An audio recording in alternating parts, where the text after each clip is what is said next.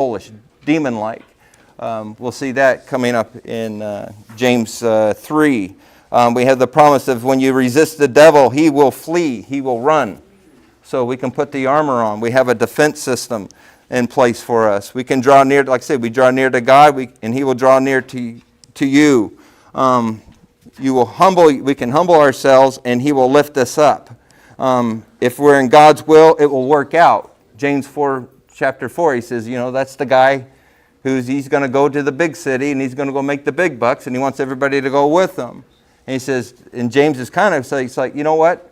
That may be all well and wonderful, but hey, first, maybe you got to consider God's will before you go running off and doing that. He says, what you're doing is actually not just evil, what you're doing yourself, you're trying to spread it and bring everybody else, so it's dragging people down. So I think I'll stop there. There's a lot more, and we got to get to the paper.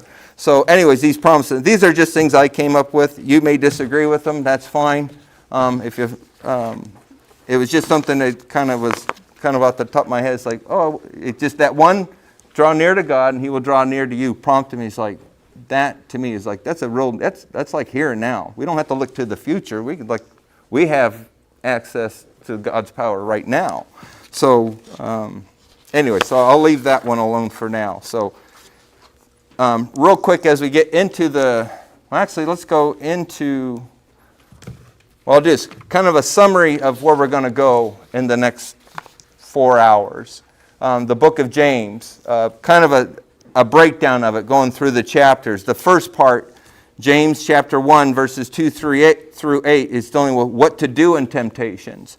See the response of, it's what to do in temptations. 9 and 10 talks about temptation and social status in the world system. So he talks about temptation, then he gives an example of it. Then he goes back to, what happens, who's the responsibility and the results of a temptation. That's 12. Then he mentions